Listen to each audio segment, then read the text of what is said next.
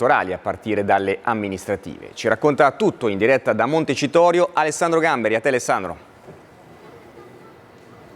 Sì, e partiamo dal congresso di Articolo 1 perché poco fa Roberto Speranza è stato confermato segretario, un congresso, quello che si chiude domani, che è importante anche in vista delle alleanze nel centrosinistra, come vediamo nel servizio.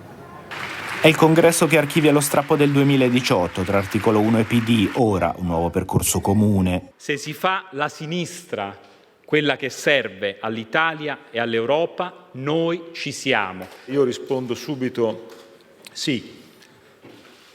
La mia e la nostra intenzione è quella di fare una sinistra che sia vincente.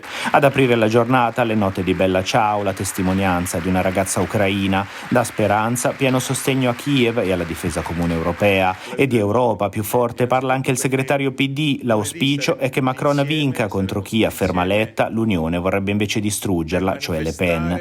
Anche per Di Maio solo un maggiore europeismo, non il sovranismo, può portare l'Unione ad ottenere ad esempio un tetto al prezzo del gas, e quanto all'alleanza è chiaro, va rafforzata già in vista delle amministrative. Domani, atteso Conte, Renzi non invitato, quello del polo progressista è un cantiere aperto. Speranza trova un punto di contatto con Calenda su una legge elettorale proporzionale, ma sul resto c'è distanza. Sono qui a parlare a degli interlocutori che non saranno con noi alle elezioni, se andranno con i 5 Stelle. Necessario per Fratoianni costruire un polo di sinistra. Un'occasione per questo paese, quello di non consegnare il paese alla destra più regressiva, nazionalista, quella che è amica di Le Pen in Francia o che a lungo è stata l'amica di Putin.